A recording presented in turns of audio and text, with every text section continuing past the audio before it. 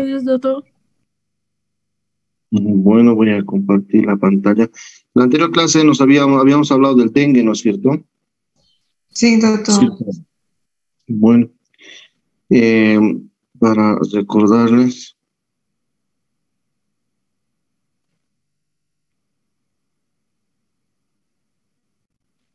un poco, ya, teníamos el dengue sin signos de alarma, el dengue con signos de alarma y el dengue grave, ¿no? El dengue sin signos de alarma, pues ya teníamos el antecedente epidemiológico de estar 2 semanas en un lugar endémico, tener cefalea, mialgias, artralgias, petequia, leucopenia y plaquetopenia. En el dengue con signos de alarma había dolor abdominal intenso, Bloomberg positivo, vómitos persistentes, acumulación de líquido en diferentes lugares, sea citis, líquido pleural, desgarre pericárdico, etcétera, sangrados, letargia, hipotensión postural, hepatomegalia, elevación de transaminasas, aumento del hematocrito, plaquetopenia. Y en el dengue grave, un shock que se debía a extravasación del plasma, pues había una falta de llenado capilar, un llenado capilar lento, con presiones medias menos de 65 milímetros de mercurio, sangrados masivos, compromiso del estado general y transaminasas muy altas. Entonces, habíamos dicho de que vamos a hablar de las transfusiones, ¿ya? Porque es muy importante que sepan esto. Podemos tener un paciente con hemorragias, ¿ya? Y vamos a hablar de la transfusión de hemocomponentes. Primero, los concentrados de glóbulos rojos. Los concentrados de glóbulos rojos, pues, nos aportan 1 a 1.5 gramos de hemoglobina, es lo que va a subir. ¿Cuándo hay indicación de transfusión? ¿Alguno de ustedes sabe? Cuando decimos, este paciente tiene que transfundirse.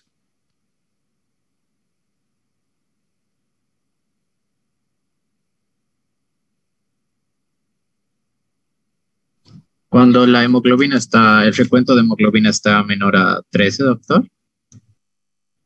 Hay una indicación absoluta, que es transfusión con hemoglobina igual o menor a 7, ¿ya? Igual o menor a 7, ¿ya? Entre 7 y 10, que es una anemia moderada, menos de 7 severa, entre 7 y 10, pues hay una incógnita. ¿Será de beneficio la transfusión de hemocomponentes? ¿Será útil en este paciente? Porque no se olviden que a veces existen reacciones transfusionales, ¿ya?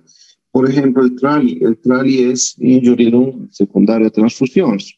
Injuria pulmonar secundaria a transfusiones. ¿Qué quiere decir? Que si yo, por X o Z motivos o por cualquier causa que tú hayas ingresado al hospital, te transfundo sangre, puedes tener un problema pulmonar severo, ¿no? Y la incidencia obviamente es muy baja, pero no deja de preocuparnos, ¿no es cierto? O sea, que tú entres por anemia y de repente el médico te diga que estás muy mal de los pulmones. Entonces, tú puedes decir, pero si he entrado solamente con malestar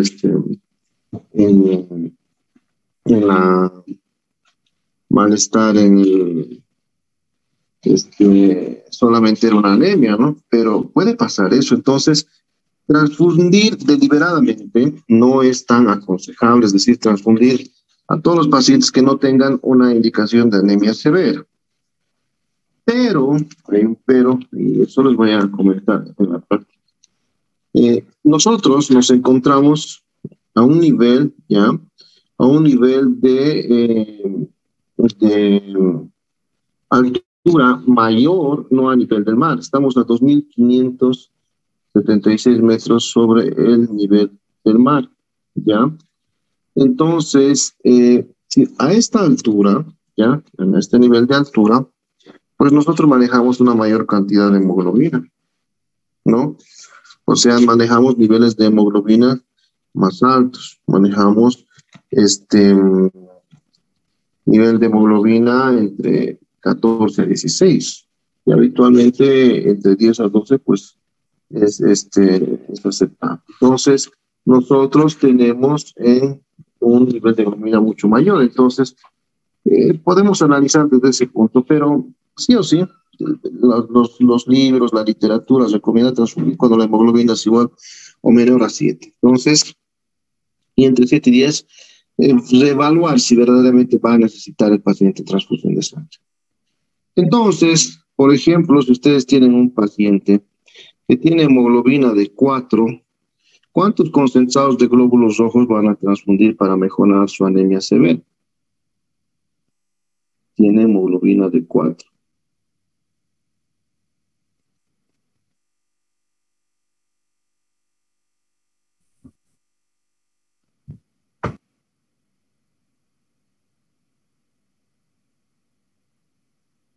Por lo menos tienen que llegar al límite inferior, es decir, a 7, ¿no? Entonces, ¿cuánto le falta? ¿Cuántos paquetes van a transfundir? Sí. ¿Mm?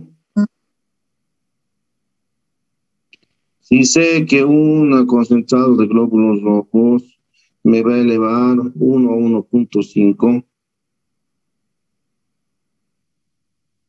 ¿cuántos necesito para subir a 7? Dos de 1.5. 2 a 3, pues no sean 2 a 3, 3 concentrados. Hagan de cuenta que todo es un número entero, 1. Necesitamos 3 concentrados de glóbulos rojos para que esa hemoglobina llegue a 7, por lo menos, ¿no ven? Entonces, es así como se razona para transfundir a un paciente, ¿ya? Entonces, no se olviden esto, que la indicación de transfusión, no solamente en dengue, sino en la mayoría de las enfermedades, es con hemoglobina menor a 7. Y cada concentrado de glóbulos rojos nos eleva 1 gramo como mínimo de hemoglobina, ¿ya? Entonces, es esperable. Si tienen un paciente, por ejemplo, con 6 de hemoglobina, y han transfundido 3 concentrados de glóbulos rojos y le hago un control de hemograma, ¿cuánto deberíamos esperar tener de hemoglobina?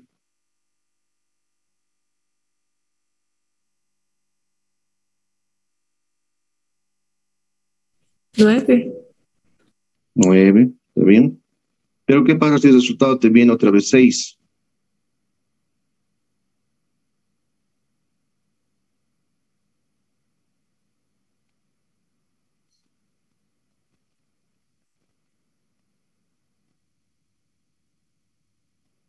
Vamos, pues rápido, piensa. Significa que el paciente está sangrando, pues que la cantidad de sangre que le has puesto, a pesar de que le has transfundido, no es suficiente, ¿no es cierto? Entonces el paciente sigue sangrando. Entonces es así que hay que, hay que, que hay que razonar, ¿me entienden? ¿Sí está claro o tienen alguna duda?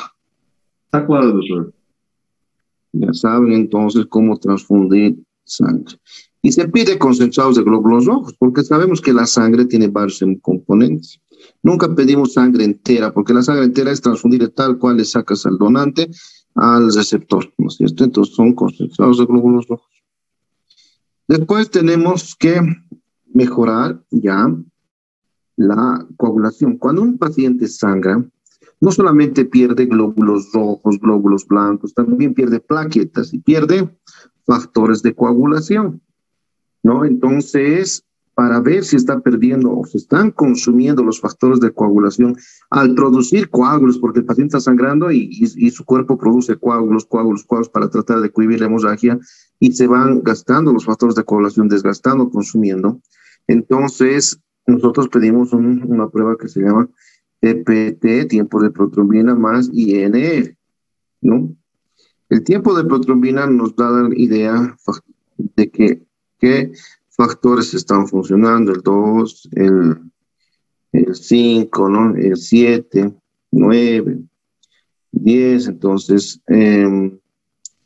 podemos nosotros ver qué factores están fallando, factores dependientes de vitamina K, ¿no? Y esto es porque el tiempo de protrombina, que habitualmente es 12 segundos, se va prolongando.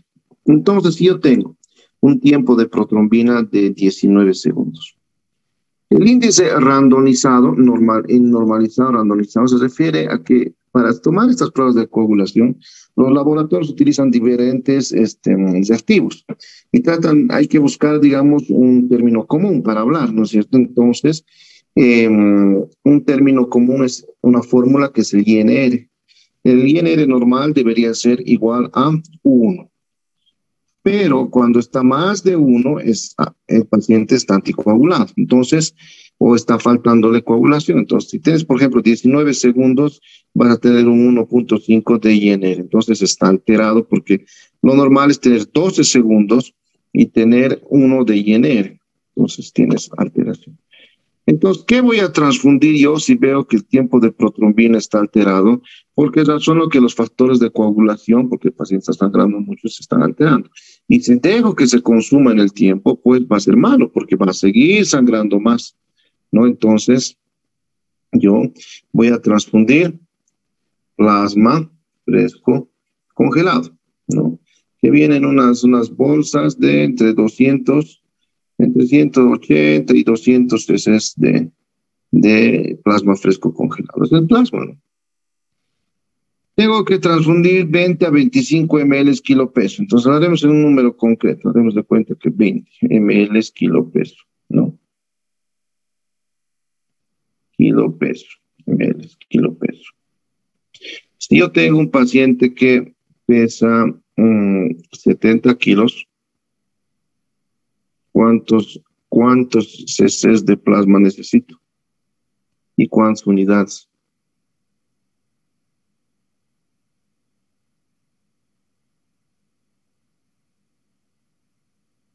¿1400 Ya, 1400 cc. Y si sé que cada bolsa más o menos tiene 200 cc, 1400 dividido entre 200, ¿o cuánto da? 7 bolsas. Entonces necesitamos 7 por lo menos plasmas para tratar de corregir ese o revertir la anticoagulación en ese paciente. ¿Se entiende, no? Si pesa 50 kilos será menos, si pesa más puede ser un poco más. Habitualmente es una forma de razonar para transfundir plasma. ¿Se comprende? Sí, doctor. Bueno, entonces puede que ustedes cuando estén en el campo y tengan un paciente que esté sangrando, no siempre en dengue, pues ustedes ya sepan cómo transfundir, ¿no? Y venga un INR alterado y el paciente sigue sangrando, entonces no pidan cuántos plasmas le vamos a pasar, ahora cuánta sangre le vamos a pasar, ustedes ya tienen que ir pensando en cuántos tiene que recibir por lo menos, ¿no? Entonces tenemos eso. Con medida que se consumen también más factores de coagulación, consume el fibrinógeno. Hay una hipofibrinogenemia. ¿Ya? Está bajo, habitualmente menos de 150 miligramos de decilitro, que es lo normal. Y ahí tenemos que transferir nosotros crioprecipitados.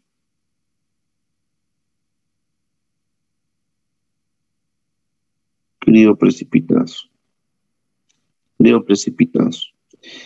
Habitualmente cada bolsa de crioprecipitados me aporta entre 20 y 30 miligramos de fibrinógeno. Entonces, si yo tengo, por ejemplo, un valor de 70, ¿no? Entonces, que con 3 bolsas que me aportan 20 son 60, 60 más 70 son 130. Voy a llegar a 130 más o menos de fibrinógeno. Entonces, transfunde. ¿Tiene cada bolsa, doctor? La bolsa debe venir entre 200 y 300, pero aquí no hablamos de ml, sino hablamos de que cada bolsa te sube más o menos entre 20 y 30 miligramos el fibrinógeno.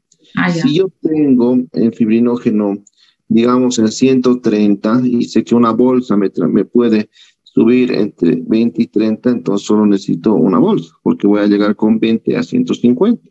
Y 150 es el límite normal, ¿no? Entonces, es así como se transfunden crioprecipitados. Habitualmente esto no lo van a tener en centros de segundo, de primer nivel, no hay unidad transfusional.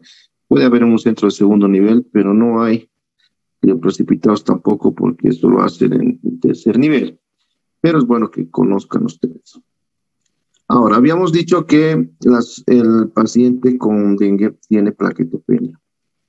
¿Hay indicaciones de transfundir plaquetas? Sí. ¿Por qué? Porque el paciente, si tiene una plaquetopenia y datos de sangrado, quiere decir que puede sangrar más y podemos correr el riesgo de que se nos vaya el sangrado o que sangre en algunas zonas que son muy importantes, por ejemplo, el cerebro. Si el paciente hace una hemorragia cerebral, pues ya está ahí, terminó el juego. Ya no hay más que hacer, ¿no es cierto? Por más de que le mejores, le sigas transfundiendo y mejores, de repente logres mejorar toda la coagulación después, ya sangró en la cabeza y ya no hay nada más que hacer, porque eso ya es deja un daño neurológico, un daño cerebral grave, irreversible la mayoría de las veces. Entonces, tenemos que transfundir concentrados plaquetarios, CPQ, se abrevia. Lo hacemos una unidad por cada 10 kilogramos. Si peso 70 kilogramos, ¿cuántas unidades me van a transfundir? 7. 7, doctor. 7. 7, ¿no es cierto? Entonces, ustedes van a pedir 7 unidades. ¿No? Entonces, habitualmente cuando hay el nivel de plaquetas está menos de 20,000 y hay datos de sangrado, transfundimos. Entre 20 y 50,000, pues podemos observar si no hay datos de sangrado, pero si el paciente va a ser sometido a algún procedimiento, por ejemplo, punciones, colocación de catéteres, sería bueno subir hasta por lo menos 50,000. Y si va a ser sometido a una cirugía o es un paciente neurocrítico, por lo menos más de 100,000 plaquetas, ¿no? Entonces necesitamos transfundir. Muchas veces las plaquetas no te suben tanto el nivel de plaquetas, sino que necesitamos además una plaquetoféresis, se llama, o aféresis plaquetaria. Es un pool a una persona, no a un donante le sacan inmediatamente sangre, entonces esa bolsa se le sacan la parte de las plaquetas e inmediatamente se transfunde eso al receptor y eso le sube abismalmente las plaquetas. Si tenía antes 20,000, pues van a estar más de 150,000. Entonces eso es algo inmediato, se llama eso aféresis plaquetaria, aféresis, ¿no? Aféresis plaquetaria. Esa aféresis plaquetaria es una buena alternativa para aquellos pacientes que tienen plaquetopenia severa o necesitan subir en forma rápida sus niveles de plaquetas. Entonces tenemos esas opciones. Bueno, hasta ahí se ha entendido la parte de las transfusiones. Sí, doctor. Bueno, entonces en el examen les voy a poner un paciente con dengue, hemorrágico en shock, que viene con 3 de hemoglobina, tiene plaquetas de 10,000 plaquetas, ¿no? 10,000 plaquetas, 3 de hemoglobina, 10,000 plaquetas, tiene un INR de 2. Usted lo va a referir a ese paciente que pesa aproximadamente 70 kilogramos. ¿Qué es lo que cuántas unidades va a solicitar? ¿No? Entonces, ¿cuánto será de sangre, de concentrados de glóbulos rojos?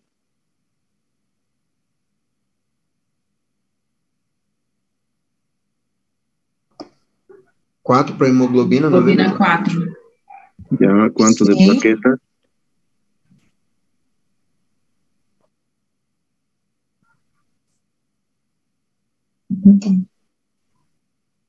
Vamos, pues rápido.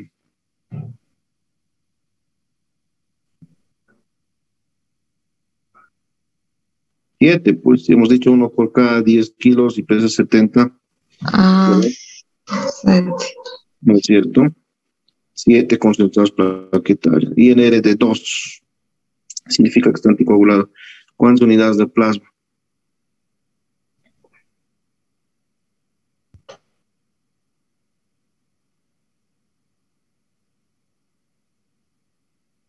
$1,400.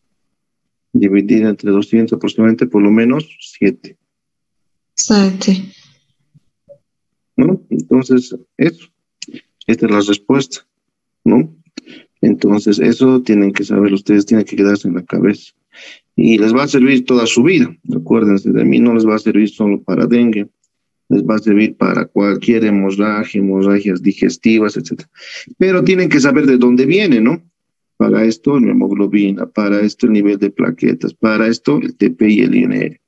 Entonces tienen que saber que esté alterado y quieran revertir. Entonces, ¿no? Entonces les va a servir para eso. Vienen pacientes, por ejemplo, sobre anticoagulados con warfarina, que anulan los factores dependientes de vitamina K. Nosotros utilizamos la misma fórmula para revertir con plasma. Vienen con INR de 5, 6, empiezan a sangrar, etcétera. Entonces, revertimos. Entonces, hay varios contextos en los que se aplica. Y esto les va a servir, tienen que memorizarse. No por ahora, sino para toda su vida, porque les estoy dando los tips para que algún día ustedes no queden mal en emergencia cuando tengan un paciente grave y sepan cuántas unidades tienen que transfundir por lo menos. Después de cada transfusión, siempre hay que hacer un control. ¿Ya? Entonces, si yo transfundo, después de que termine la transfusión, haré un control. Pediré un hemograma, pediré una TPIT más INR para ver si se ha revertido. Falta todavía. Pediré medición de plaquetas, ¿no? Entonces tengo que hacer un control en todos los casos, ¿ya? Siempre, para ver cómo ha quedado el paciente. En términos generales, ese es un poco para que conozcan la transfusión y no quería dejar suelto ese tema porque quiero que ustedes sepan, digamos, las cosas prácticas en su vida, analizando los diferentes contextos. ¿Ya? ¿Hasta aquí tienen alguna duda, alguna pregunta? No. No, doctor. ¿No hay dudas?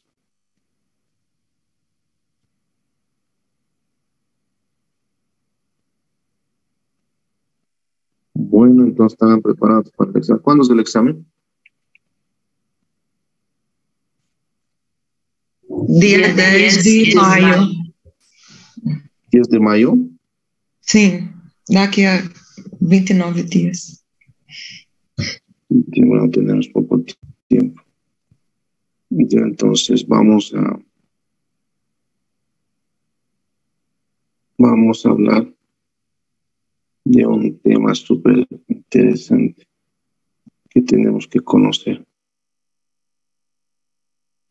Vamos a terminar. Entonces, con eso hemos terminado el tema de dengue, ¿ya?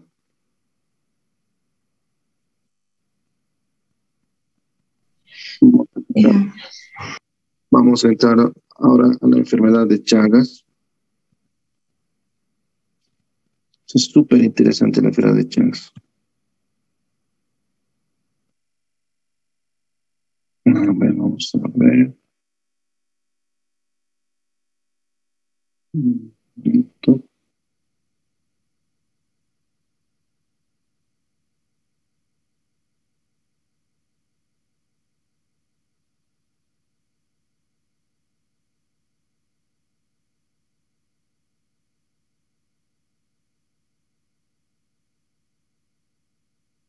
Aquí está.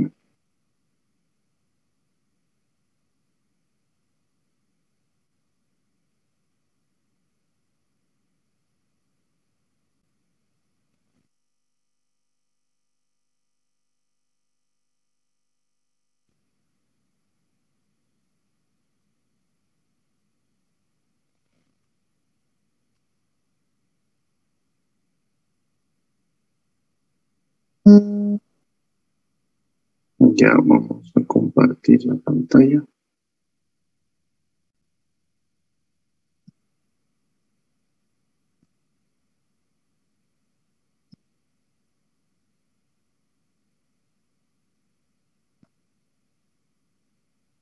Bueno, es el caso clínico. Miren, paciente masculino de 13 años de edad, originario de la comunidad, va al centro de salud con su madre, se realiza un interrogatorio de forma directa e indirecta mediante entrevista a la madre. El niño está ahí, miren, ¿qué es lo que notan en ese niño? El párpado, Signo de Roman. Edema periorbitário, doutor.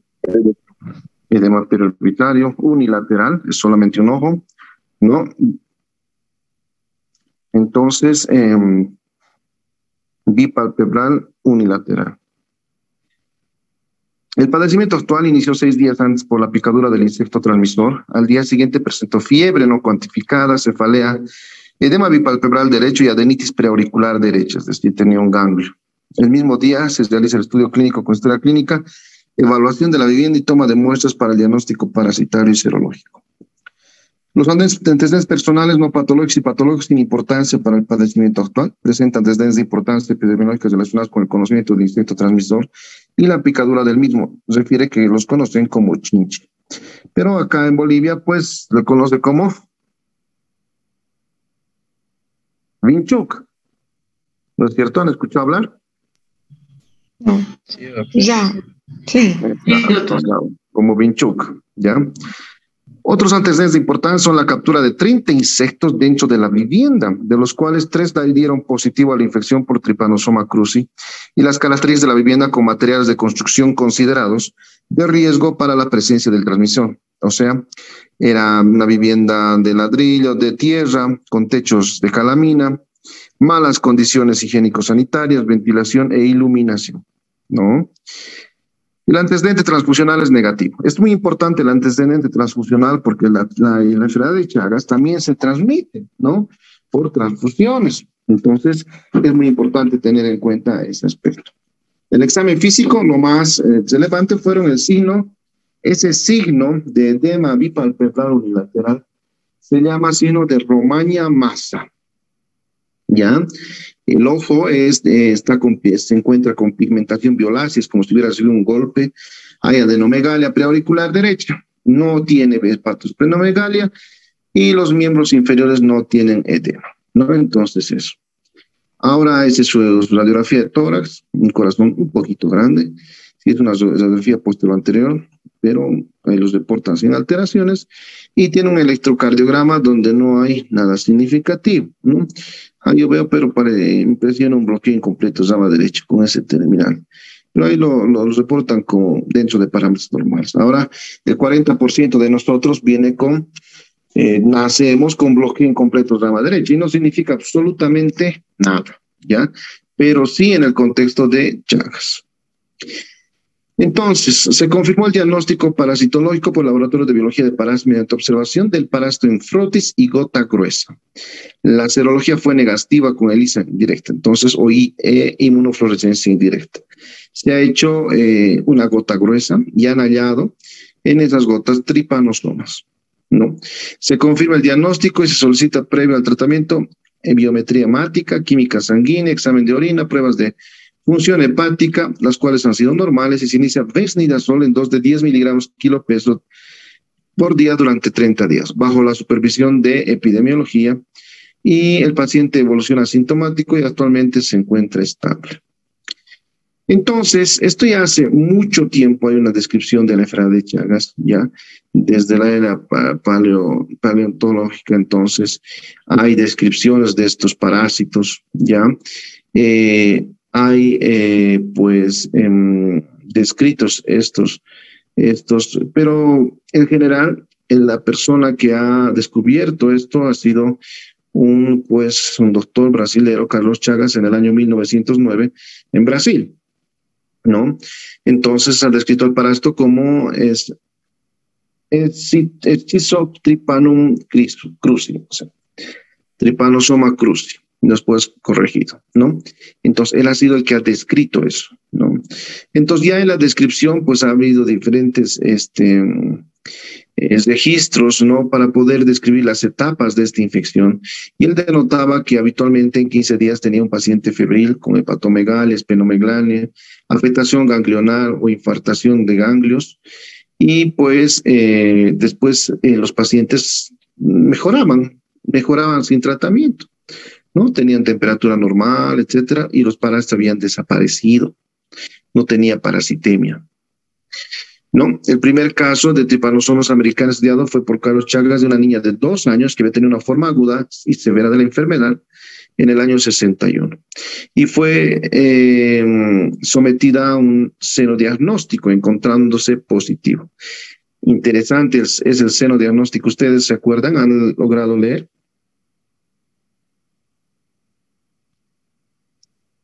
No, doctor. Desde mis épocas todavía hacíamos el seno diagnóstico. Es cuando tú agarras, cultivas, tienes vinchucas en el laboratorio, ¿no? Pequeñas, ¿no? Varias, y le pones el brazo en la caja al paciente. Entonces bien van las vinchucas y te pican, ¿no es cierto? Te sacan sangre. Después ves el crecimiento de esas vinchucas y las estudias, las matas, y ves en todo su aparato digestivo, que habitualmente están los tripomastigotos metacíclicos, ves si encuentras tripanosomas. Entonces, si encuentras, pues el paciente tiene enfermedad de Chagas. Te pican vinchucas, te hacen picar con vinchucas, pero no infectadas, por si acaso, o sea, que no tienen, ¿no? Entonces, pero se desarrolla en el parásito, de esa forma, ¿no? Entonces, ese era el seno diagnóstico que actualmente ya no se hace, ¿no? Entonces, habían descrito ya Darwin en el año 1800, pues que había una forma de sufrir síntomas poco comunes y que quedaban a veces con incapacidad, ¿ya? Entonces, la enfermedad de Chagas se llama tripanosomiasis americana, es una infección sistémica, una zoonosis producida por un protozoario, ¿no? El Trypanosoma cruzi. Y es transmitida por estas vinchucas que se denominan triatomas, triatominos o triatomas infestans, es el nombre, triatoma infestans, que tiene tres fases morfológicas y ahorita vamos a describirlo. El huésped es habitualmente un vector, el vector es invertebrado y el huésped pues es un mamífero. Es decir, nosotros los seres humanos, los animales de sangre caliente, etcétera, son portadores, que sí, las vacas, los cerdos, etcétera, ¿no? Entonces pueden sufrir. Entonces, esa es la clasificación que no nos interesa tampoco saberlo a detalle, simplemente saber que son protozoarios, lo más importante, y son el género Trypanosoma, ¿no? Dentro de la epidemiología es una zoonosis que ha afectado mucho en el continente, pues, sudamericano. En Brasil, ¿ustedes han visto casos de Chagas? Sí, doctor. Sí, doctor. Exacto. Entonces, estamos en una era en la que nosotros todavía vamos a ver, ustedes, su generación de ustedes, van a ver todavía pacientes con secuelas por Chagas, o sea, ¿no? Yo pienso que en unas 2 generaciones ya no va a existir esta enfermedad, porque ahora en adelante ya se está cambiando la forma de estructurar, por ejemplo, las viviendas, ¿no? Hay un control de vectores impresionante. Antes las viviendas acá en Bolivia, cuando yo era niño, eran pues de adobe, etcétera, los lugares periféricos.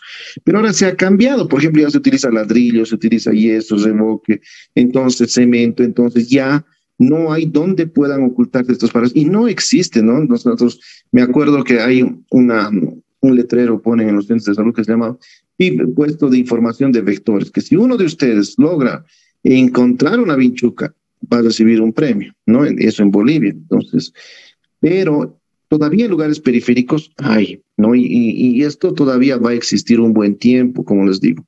Entonces tenemos la obligación de saber en qué consiste esta enfermedad, ¿ya? Bolivia, al igual que algunos países en Sudamérica, Brasil, son lugares donde hay bastante. Entonces tiene 3 fases: tripomastigoto, epimastigoto y amastigoto. La fase de tripomastigoto, ¿ya? Es la forma de infectante para los mamíferos, ¿no? Entonces, pero no se multiplica, se encuentra en la sangre de los mamíferos y en el intestino posterior de los triatominos, ¿no? Lo que pasa es que cuando viene este insecto y te pica, ¿no? Chupa la sangre, también defeca, y defeca estos tripomastigotos, ¿no? Alrededor de la herida. Y tú, con el grataje, las lesiones que te haces al rascar, pues friccionas todas esas deposiciones y haces que ingresen estos tripomastigotos por la herida hacia tu circulación sanguínea, ¿no? Entonces, esa es la forma de transmisión. Los tripomastigotos es la forma infectante para los seres humanos, para los mamíferos, ¿no?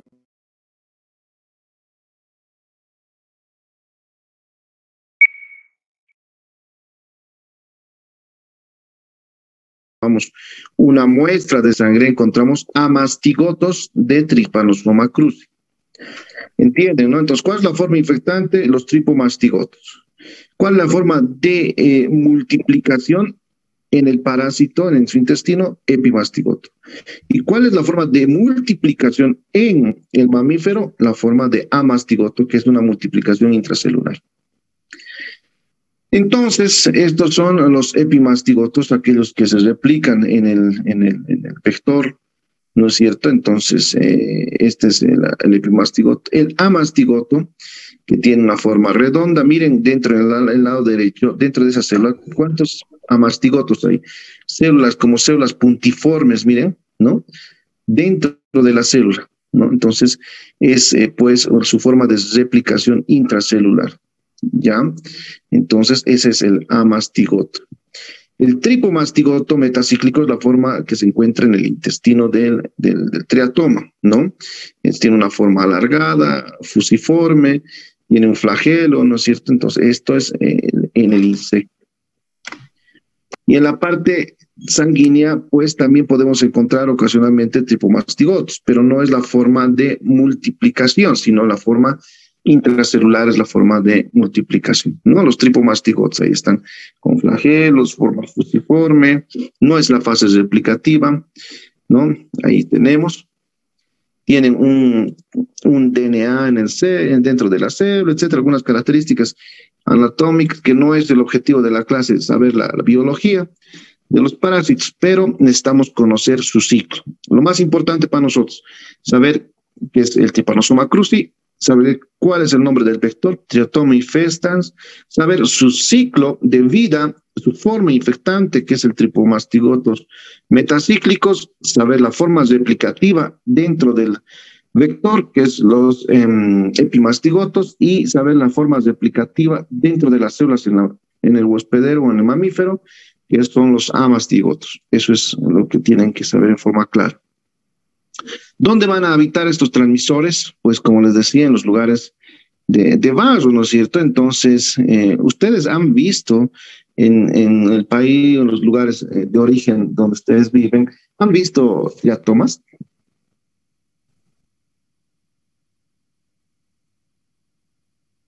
No, doctor. ¿Alguno de ustedes ha conocido?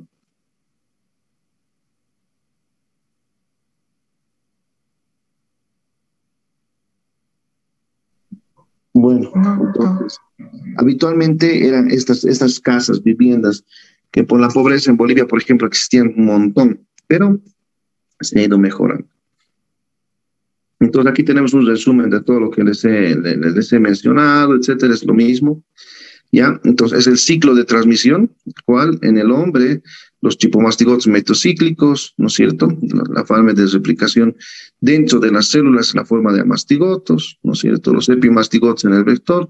Entonces, es lo mismo el mismo ciclo, ¿no? En el triatomino y en el hombre, ¿no? Entonces, ahí estamos. La transmisión puede ocurrir por varias formas. Lo más importante es por los vectores, ¿no? Vectores naturales. ¿Dónde se encuentran estos? En grietas, ranuras de viviendas. ¿Dónde, en qué momento se alimentan de sangre? Por la noche. Estos vectores, recuerdo yo, que van ustedes apagan la luz, duermen y los vectores empiezan detrás de los cuadros, salen de los agujeros de las viviendas y empiezan a subir el techo, ¿ya? Y van a la altura de la cama y se dejan caer de ahí. Caen sobre la cama, ¿no? Entonces van hacia arriba y caen sobre la cama. Entonces caen para picar pues, al mamífero, ¿no? Otras vías de transmisión también es las transfusiones, les había comentado. La transmisión congénita, que es bastante frecuente. Hoy en día nosotros después tomamos a todos los pacientes de rutina sangre de cordón umbilical, una muestra, para hacer la serología para... ¿Ya? Nosotros tomamos esa muestra.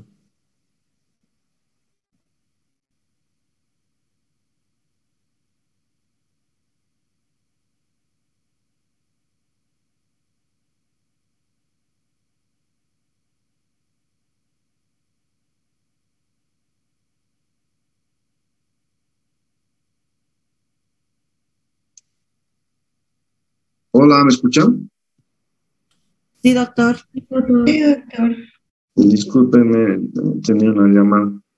Entonces, ustedes pueden tener por transfusiones sanguíneas. Hoy en día, para detectar la transmisión congénita, se toma una sangre de cordón umbilical y se hace serología para Chagas, para ver si es que hay en sangre de cordón serología positiva y tratar al niño como que hubiese habido una transmisión vertical o transmisión congénita. La transmisión por leche materna también es una opción, el trasplante de órganos, accidentes laboratoriales, etcétera, ¿no?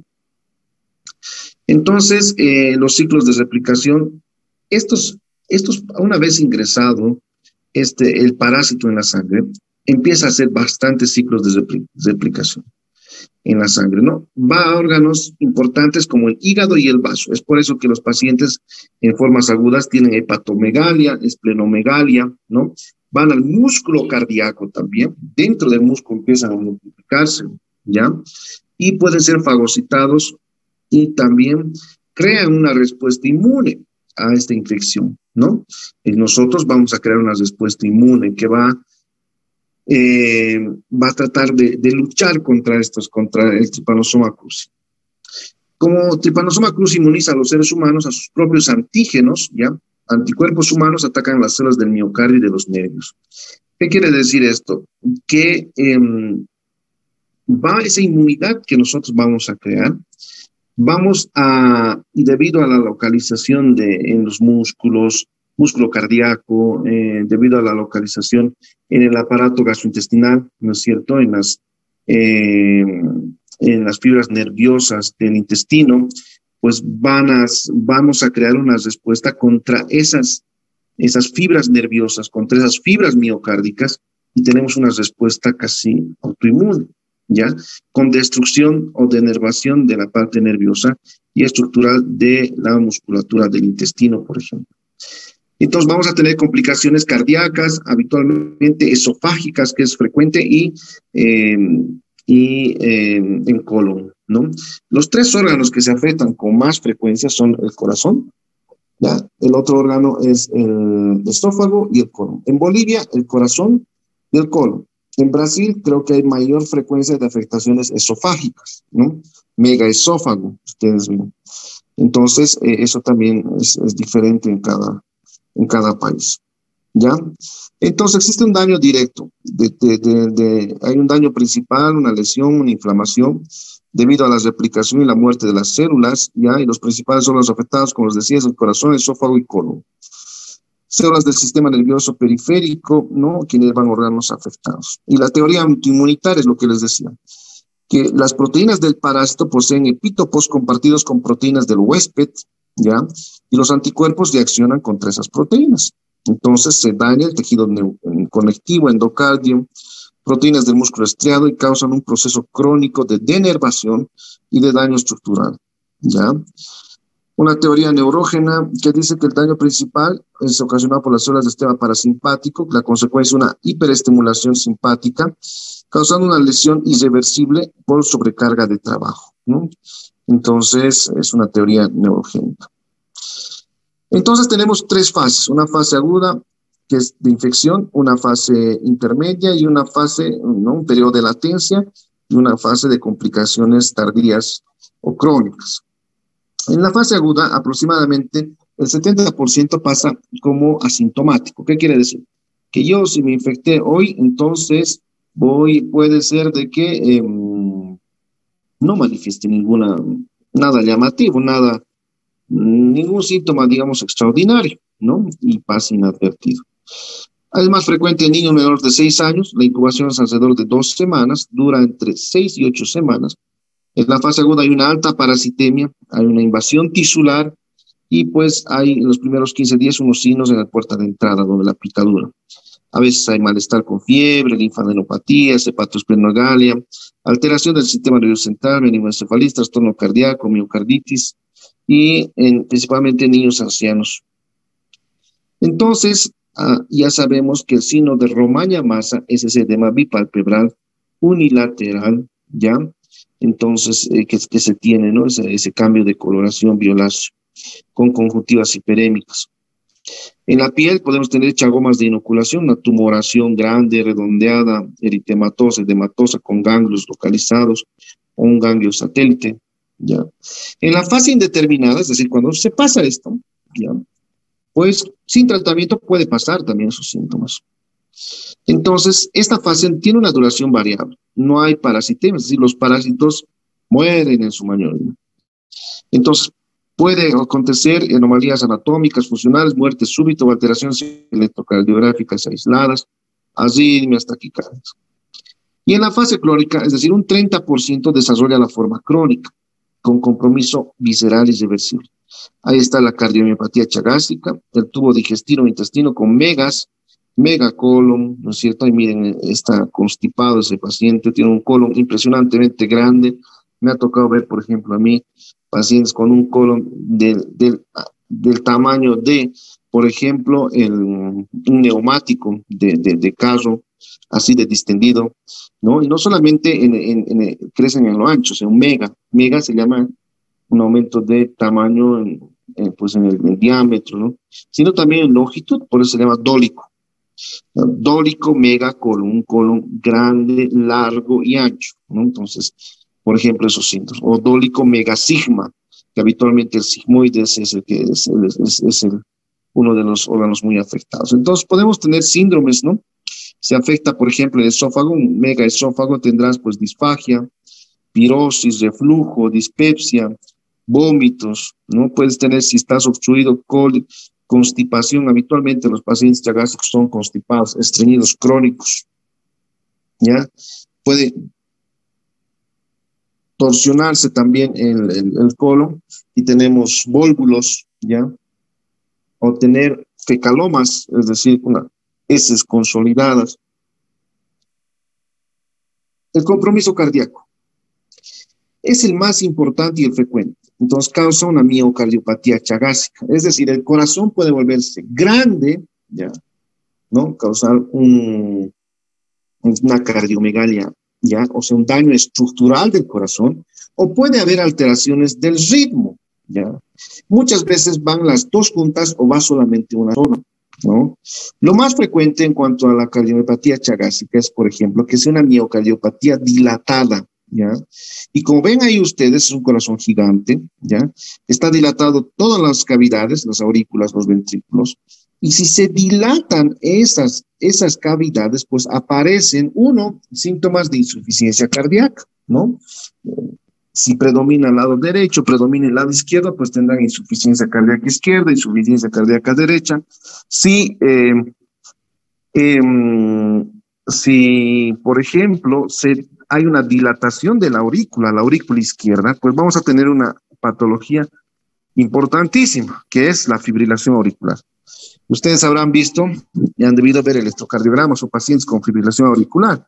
Y la fibrilación auricular acontece cuando hay un daño estructural de la aurícula izquierda, es cuando la aurícula izquierda está dañada, pues está dilatada estructuralmente, ¿no? Entonces, el éstasis crea, o sea, porque esa fibrilación, por ejemplo, son contracciones inefectivas. Puedes tener fibrilación de alta respuesta, es decir, con frecuencia cardíaca alta, pero no es que sean efectivos esas contracciones, sino que no son efectivas porque son con alta frecuencia irregulares, y debido a que se activan algunos focos ectópicos o focos arritmogénicos, y puedes crear embolias. Y ahí tenemos, pues ustedes habrán visto pacientes con ACVs cardioembólicos, ¿no es cierto? ¿Han visto, no, pacientes con ACVs isquémicos?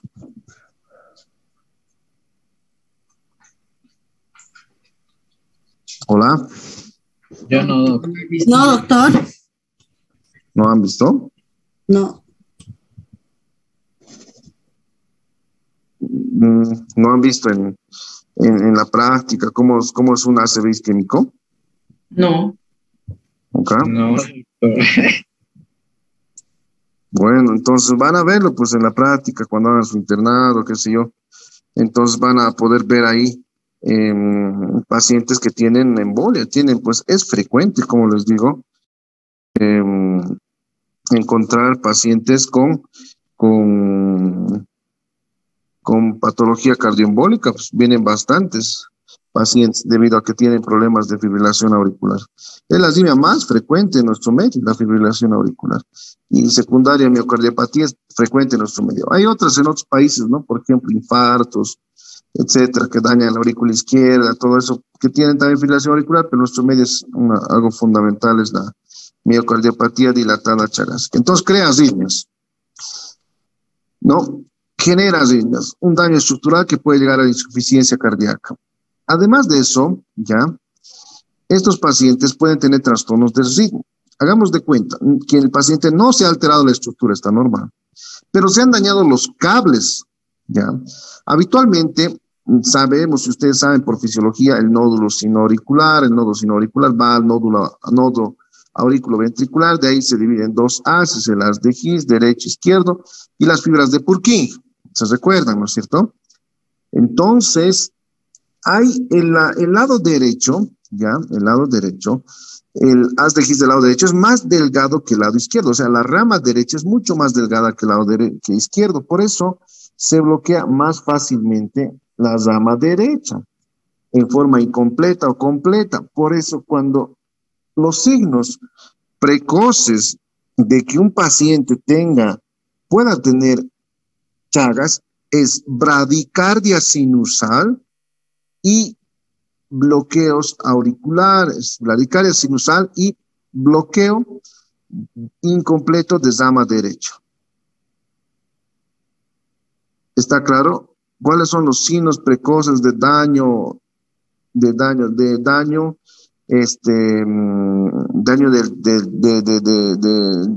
la transmisión autónoma del corazón, la bradicardia sinusal y el bloqueo incompleto de rama derecha? ¿Qué quiere decir eso? Que cuando ustedes estén en la consulta y vean a sus pacientes y tengan una frecuencia cardíaca de 50, pero ese paciente no es atleta, no es nada, no tiene por qué tener bradicardia, ustedes tienen que pedir una prueba para Chagas, estar atentos. Y si viene normal, pues felices, todos contentos, bueno, está bien, pero tienen que pesquisar, porque eso nos denota que el paciente puede haber tenido un daño crónico. Si ustedes ven el electrocardiograma, un bloqueo incompleto rama derecha, ¿ya? Pues tienen la obligación de buscar Chagas. Y si no lo encuentran, pues qué bien, porque el 40% de los pacientes nacen con bloqueo incompleto de rama derecha y no significa nada. Entonces, pero está la sospecha, ¿me entienden? Ya.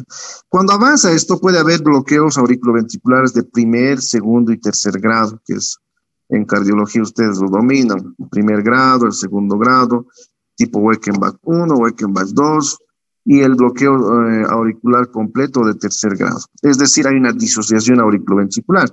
Normalmente, en complejo es P, que es una descarga auricular, QRS, que es la descarga ventricular que va seguida a la descarga auricular, y la fase de repolarización ventricular, que es la T, porque la fase de repolarización auricular no se ve en el electrocardiograma debido a que cae justo en el complejo QRS, cuando se descarga los ventrículos. Entonces, ustedes ven así, pero hay P's que no conducen ningún QRS, o sea, los P's están ahí en su ritmo y los QRS también están en su ritmo.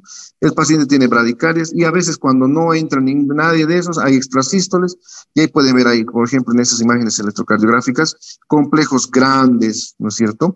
Hay, por ejemplo, en V1 que dicen, hay un complejo grande y es una extrasístole ventricular, ¿no? Porque es diferente al complejo QRS de los otros, ¿no? Y pues esta es una extrasístole ventricular. Pues, seguramente el paciente tiene a veces pausas muy largas y el corazón dice tengo que latir, ¿no? Hay una fibra miocardial que dice no, ya es muy baja la frecuencia y yo voy a descargar. Entonces se asume el ritmo, fibras ventriculares, esas bradicardias tratando de compensar esas frecuencias cardíacas muy bajas, ¿no? Y ese electrocardiograma, por ejemplo, corresponde a un bloqueo completo de rama izquierda, ¿no? Entonces puede haber esas alteraciones, ¿ya? ¿Hasta acá tienen alguna duda, alguna pregunta?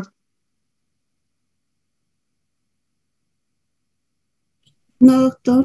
No, doctor. ¿No tienen ninguna duda, ninguna pregunta? No, doctor. Bueno, lo importante acá es esto. Uno, que sepan cuáles son las etapas, una fase aguda, una fase indeterminada y una fase crónica. ¿Cuánto tiempo dura la fase aguda? Habitualmente 2 semanas, el 70% pasa asintomático y el 30% pasa a la fase crónica. ¿Con daño en qué órganos? Esófago, corazón y colon, o ese intestino, ¿no? ¿Cuáles son los daños en el corazón? Una cardiomiopatía dilatada, chagásica, que puede llevar a insuficiencia cardíaca y a arritmias, además de trastornos de conducción como ser la bradicardia sinusal, bloqueos de rama derecha, rama izquierda, bloqueos auriculoventriculares de primero, segundo y tercer grado. Entonces, eso es lo que tienen que saber ustedes. Hoy en día nosotros ponemos, por ejemplo, marcapasos a los pacientes. En este año, por ejemplo, vamos a poner unos 2 ya pacientes que han debutado con bloqueos, ¿no? Ya a estas alturas ya ni les hacemos la prueba porque ya sabemos que ya no podemos hacer nada, ¿no? Pero ahí está el detalle. En la fase indeterminada, cuando el paciente no tiene todavía estas alteraciones, ni del ritmo, ni del corazón, ni del esófago, nada, y ustedes detectan a ese paciente y le hacen una prueba, y es positivo, tiene una serología positiva para Chagas, ustedes pueden tratarla. Se ha demostrado que en la fase indeterminada, si ustedes tratan la enfermedad de Chagas, por más de que el paciente sea asintomático, tienen menos riesgos de poder entrar en la fase crónica. Entonces, nuestra función es pesquisar a estos pacientes para darles tratamiento oportuno y que a largo plazo no entren a esa fase crónica de complicaciones. Ahí está el detalle, ¿ya? Entonces, eso es lo que tienen que saber. Entonces, ¿qué tenemos? Vamos a ver si aquí nos van a hablar un poco de aquí estamos, nos falta. Viene, aparte del daño cardíaco, el daño en colon. El colon se hace tan grande que da síntomas de obstrucción intestinal habitualmente baja, ¿ya? El paciente viene siempre es un paciente constipado, estreñido, esto evoluciona en forma crónica así, tiene dolor abdominal, falta de eliminación de heces y gases, ¿no? O sea, no elimina nada de gas, distensión abdominal, vómitos fecaloideos habitualmente. Y esto es pues gravísimo. Hemos tenido pacientes que han llegado desde la periferia en una etapa grave con deshidratación, tercer espacio, choque séptico, porque tanta presión, tanto gas que está ahí tras las heces que están estancadas, pues traslocan, hay un fenómeno de traslocación bacteriana y pues pasan a la circulación sistémica, entonces produce procesos sépticos importantes, graves, pacientes han fallecido con volvulos de sigmoides complicados, o se volvula y se torce y hay isquemia en las rosetas de torsión intestinal, se necrosa y entran a quirófanos, terminan en colostomías, etcétera, pero el paciente ya está mal. Entonces, son complicaciones, digamos, con las que vienen los pacientes. Y en la parte esofágica, pues obviamente nos crea disfagia, nos crea pirosis, regurgitación, ¿no es cierto? Algún tipo de dolor también podemos tener, odinofagia al querer comer, etcétera, porque pirosis, regurgitación, ¿no? Entonces son los síntomas habitualmente de la afectación esofágica. ¿Hasta ahí alguna duda? Doctor, ¿todos esos síntomas sería en la fase crónica? En la fase crónica, sí. Pueden venir pacientes con daño intestinal y daño cardíaco, o pueden venir solo con daño cardíaco y no intestinal, ¿no? O pueden venir solo con daño intestinal, o pueden venir con daño estructural y insuficiencia cardíaca, o pueden venir con trastornos del ritmo solamente, eso es variable. Pero es todo lo que ocurre en la fase crónica de la enfermedad, que es indeterminada, no sabemos, en varios pacientes pueden presentarse 20, 30 años después de la infección, ¿no? Hemos tenido pacientes, yo he tenido pacientes jóvenes, habitualmente entre 36, 40 años, he tenido pacientes con bloqueos, con cardiomegalias, pero tremendas, que no hay pues ni tratamiento para eso, o sea, el tratamiento de falla cardíaca, pero el paciente no hay solución, ¿no? La solución sería el trasplante cardíaco, pero que no se hace en muchos países, incluido el nuestro. ¿Alguna otra pregunta, alguna duda?